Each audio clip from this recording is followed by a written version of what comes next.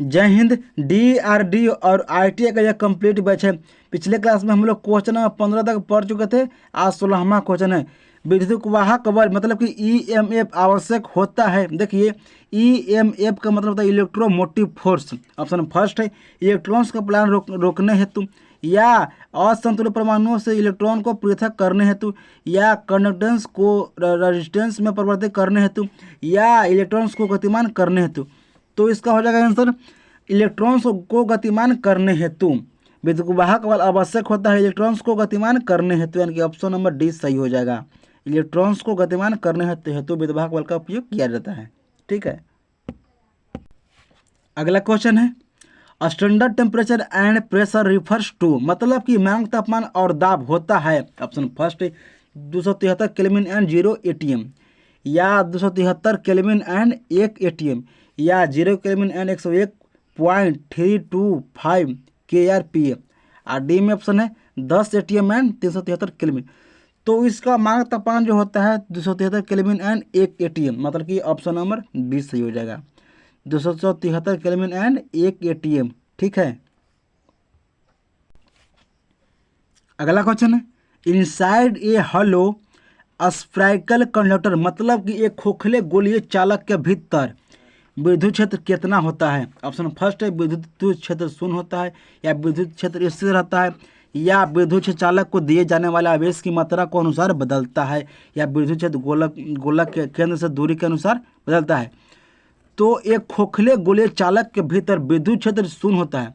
एक खोखले गोलीय चालक के भीतर विद्युत क्षेत्र शून्य होता है, यानी कि ऑप्शन नंबर ए सही हो जाएगा। Electric field is zero. Electric field is zero, यानी कि विद्युत क्षेत्र शून्य होता है। ठीक है, अगला क्वेश्चन है the resistance of earth is मतलब कि पृथ्वी का प्रतिरोध कितना होता है।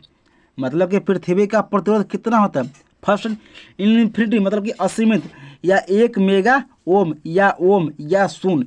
देखिए पृथ्वी का प्रतिरोध 0 होता है, यानी कि शून्य होता है, यानी कि ऑप्शन नंबर डी सही हो जाएगा। पृथ्वी का प्रतिरोध होता है 0, यानी कि होता है शून्य। ठीक है, अगला क्वेश्चन है the unit of electrical energy is मतलब कि वैद्युत ऊर्जा की इकाई क्या है। ऑप्शन फर्स्ट वाट घंटा, या वोल्ट एम्पियर घंटा, या वाट सेकंड, या जूल घंटा। तो वैद्युत ऊर्जा की इकाई होता है वोल्ट एम्पियर घंटा। वोल्ट एम्पियर घंटा, यानी कि ऑप्शन नंबर 20 सही हो जाएगा। वोल्ट एम्पियर घंटा, वोल्ट एम्पियर घंटा होता है वैद्युत ऊर्जा की इकाई। ठीक है, अगला क्वेश्चन है what is the unit of electric charge मतलब कि आवेश का यूनिट क्या है। आवेश का यूनिट क्या है। ऑप्शन फर्स्ट है एम्पियर, या वाट, या वोल्ट, या कूलम। देखिए ये बहुत अच्छा क्वेश्चन है और आसान भी है। इसका होता है मात्रक कूलम। इसका होता है मात्रक कूलम। ऑप्शन नंबर डी सही हो जाएगा। कूलम होता है आवेश का यूनिट, यानी कि मात्रक। ठीक है, इसका कुछ दिया है विस्तार रूप। आवेश की इकाई होता है कूलम, धारा की इकाई होता है एम्पियर, वोल्टेज की इकाई होता है वोल्ट, और शक्ति की इकाई होता है वाट। शक्ति की इकाई होता है वाट। ठीक है, कुछ दिया था इसका विस्तार रूप दिया था। ठीक है,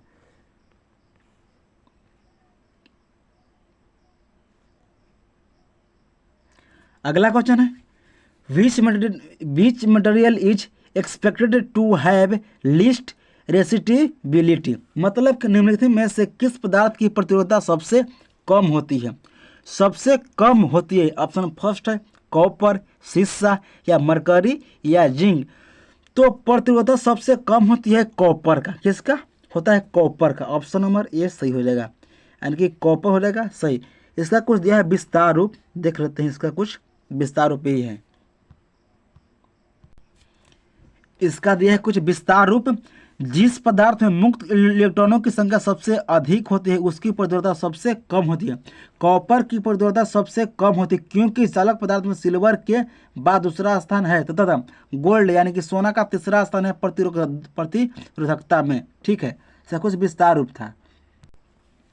अगला क्वेश्चन है which resistor will be physically larger in size मतलब कि निम्नलिखित में से किस प्रतिरोधक का साइज अधिकतम होगा। ऑप्शन फर्स्ट है 10 ओम 50 वाट ओम। ठीक है, 10 100 ओम 10 वाट ओम, 1 किलो 1 वाट ओम, 10 मेगा ओम या 1/2 ओम वाट ओम।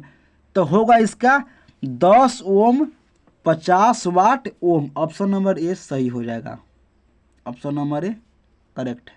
ठीक है, अगला क्वेश्चन है, which of the following statements does not represent Ohm's स्ला।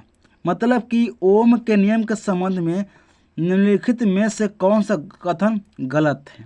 Option first है धारा विभव अंतर नियतांक, ये तो सही है, ये सही है। ठीक है, विभव अंतर धारा बराबर नियतांक, ये भी सही है। विभव अंतर बराबर धारा गुने प्रतिरोध, ये भी सही है। तो सबसे लास्ट में है धारा बराबर प्रतिरोध गुने विभव अंतर, ये गलत है। ठीक है, क्या है ये गलत है। ऑप्शन नंबर डी सही हो जाएगा, ये आपका गलत है। ऑप्शन नंबर डी करेक्ट है। ठीक है, अगला क्वेश्चन है,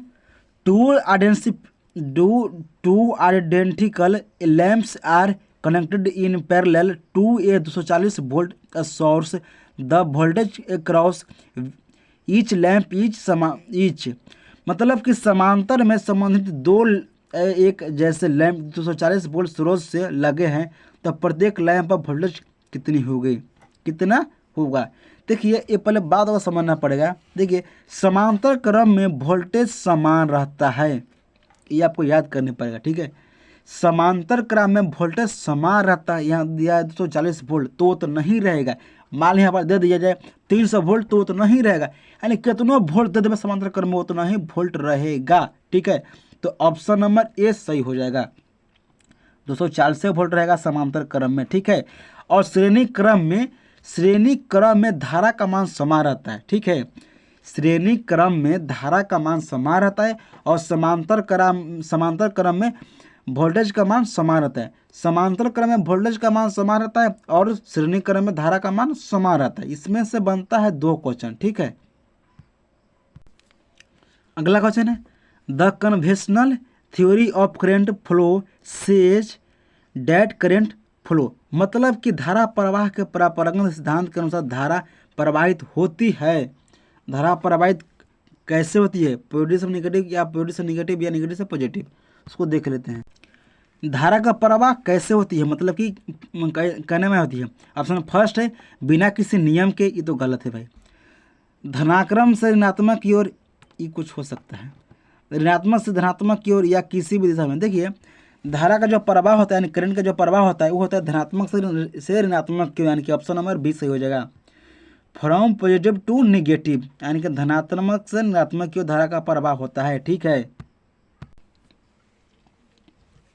देखिए ये बहुत अच्छा क्वेश्चन है और ये क्वेश्चन दिमाग का क्वेश्चन है। ठीक है, इसमें क्या पूछ रहा है, technician a says a volt meter is connected in series to measure voltage, technician b says it is connected in parallel, who is correct. मतलब कि टेक्नीशियन ए कहता है कि वोल्टेज मापने के लिए वोल्ट मीटर को श्रेणी में लगाया रहता है, टेक्नीशियन बी कहता है कि समांतर में लगाया रहता है। तो कौन सही है, तो कौन सही है,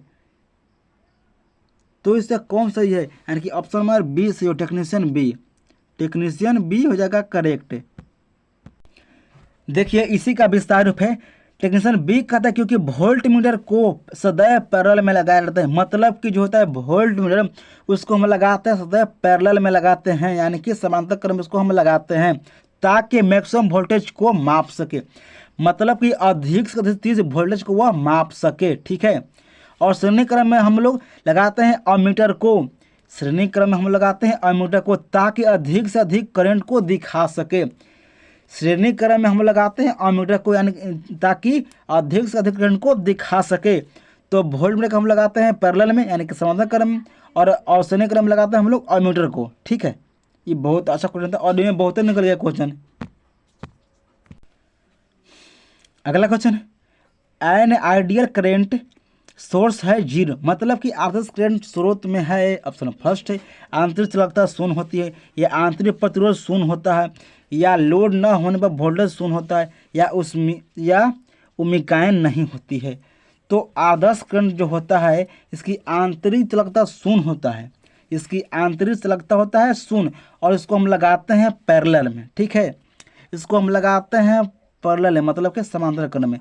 तो आदर्श करंट की स्रोत होता है क्या, आंतरिक चलता शून्य होता है, इनका ऑप्शन नंबर ए हो जाएगा, यानी 0 होता है। आदर्श करंट की स्रोत होता है आंतरिक चलता शून्य होता है, ऑप्शन नंबर ए सही हो जाएगा। अगला क्वेश्चन है static electricity is product by, मतलब कि स्टैटिक विद्युत निम्नलिखित द्वारा उत्पन्न होती है, मतलब कि किसके द्वारा ये स्टैटिक विद्युत उत्पन्न होती है। इसका देखते हैं हम लोग ऑप्शन, यही इसका ऑप्शन है। ऑप्शन फर्स्ट क्या है, ऑप्शन फर्स्ट है केमिकल रिएक्शन, मतलब कि रासायनिक क्रिया। ऑप्शन सेकंड है फ्रिक्शन, मतलब कि घर्षण। ऑप्शन सी है इंडक्शन, मतलब कि प्रेरण। और ऑप्शन डी है बोथ फ्रिक्शन एंड इंडक्शन, मतलब कि घर्षण और प्रेरण दोनों से।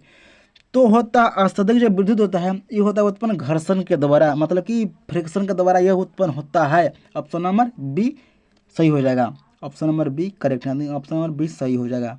ठीक है,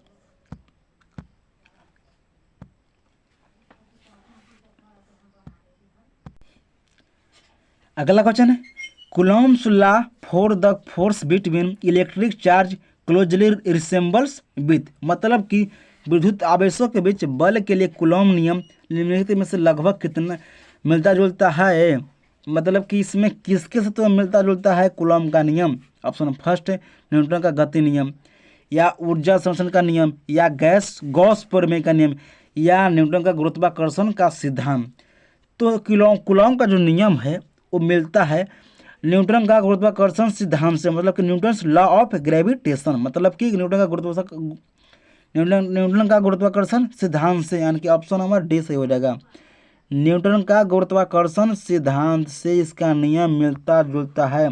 इसका कुछ विस्तार रूप है, देख लेते हैं क्या है विस्तार रूप भाई। विद्युत आवेशों के बीच बल के लिए कूलॉम का नियम न्यूटन का गुरुत्वाकर्षण सिद्धांत से लगभग मिलता जुलता है, यानी कि ऑप्शन नंबर डी हो जाएगा करेक्ट। ठीक है,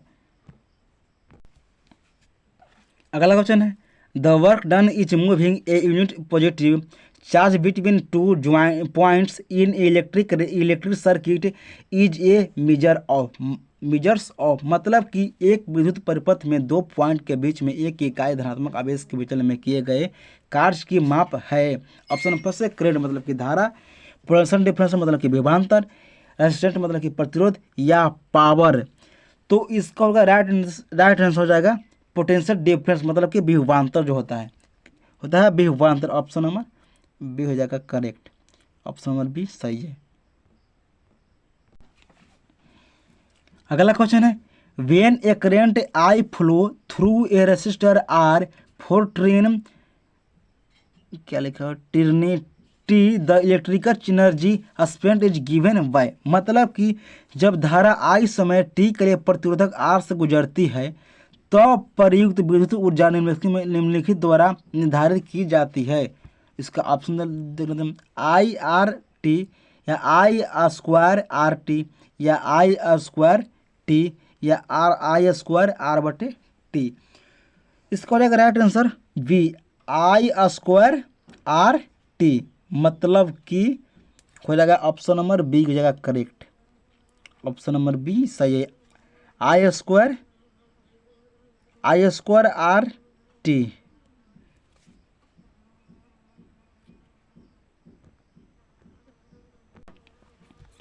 अगला क्वेश्चन है एक H P is equal to, मतलब कि एक अश्व शक्ति किसके बराबर होता है। ए है इसका ऑप्शन 736 वाट, या 735 वाट, या 746 वाट, या 745 वाट। जो एक अश्व शक्ति होता है कि हॉर्स पावर जो होता है ये होता है बराबर 746 वाट के, यानी कि ऑप्शन नंबर सी सही हो जाएगा 746 वाट के। ठीक है,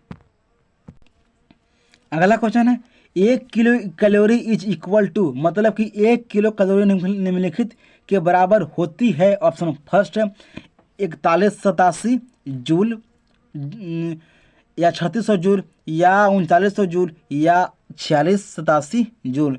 तो 1 कैलोरी जो होता है वो होता है बराबर 4187 जूल के बराबर, मतलब कि ऑप्शन नंबर ये सही हो जाएगा। 1 कैलोरी होता है बराबर 4187 जूल के होता है बराबर 1 कैलोरी। ठीक है, ऑप्शन नंबर ए सही हो जाएगा।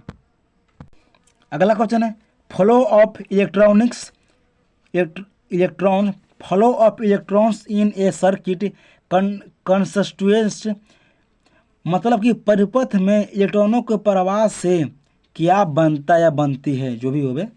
ऑप्शन फर्स्ट है विद्युत वाहक बल या विद्युत धारा या चुंबकीय आवेश या इनमें से कोई नहीं।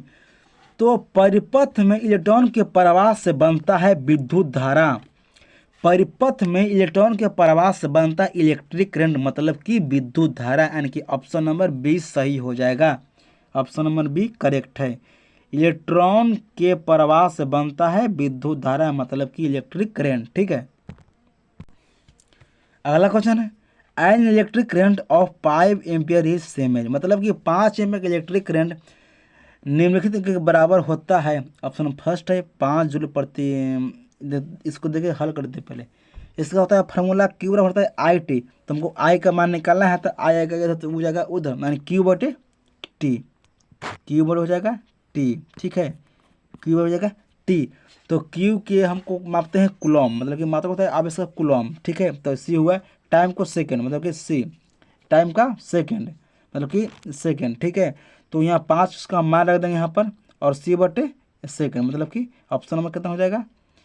ऑप्शन नंबर इसका होगा 5C बटे सेकेंड, मतलब कि हो जाएगा ऑप्शन नंबर सी 5C बटे सेकेंड। सी का मान इसलिए हम रखें क्योंकि आवेश है, क्योंकि आवेश है, तो आवेश की जगह हम सी आराम से लिख सकते हैं। ठीक है, तो ऑप्शन नंबर सी सही हो जाएगा। अगला क्वेश्चन है the unit of electrical conductivity is, मतलब कि वैद्युत चालकता की यूनिट क्या है। ऑप्शन फर्स्ट है महो प्रति मीटर या महो प्रति मीटर स्क्वायर या ओम प्रति मीटर या ओम प्रति मीटर स्क्वायर। जो वैद्युत चालकता का होता है यूनिट वो होता है महो प्रति मीटर, महो प्रति होता है मीटर, यानी कि ऑप्शन नंबर ए सही हो जाएगा। महो प्रति होता है मीटर। ठीक है, इसका कुछ विस्तार रूप है। ठीक है, महो प्रति होता है मीटर। अगला क्वेश्चन है the relation between current I voltage V and resistance R is given by, मतलब कि धारा आई वोल्टेज वी और प्रतिरोध आर के बीच क्या संबंध है। ऑप्शन फर्स्ट है वी बराबर आई आर या वी बराबर आई बटे आर या वी बराबर आर बटे आई या V I and R low no relation, मतलब कि होता है इसका धारा वोल्टेज और प्रतिरोध का संबंध जो होता है भी होता है भी बराबर होता है आई आर, होता है भी बराबर होता है आई आर। ठीक है, तो ऑप्शन मेरा ए सही हो जाएगा, भी बराबर आई आर, जहाँ भी है वोल्टेज और आई है करंट और आर है रेजिस्टेंस, मतलब कि प्रतिरोध। ठीक है।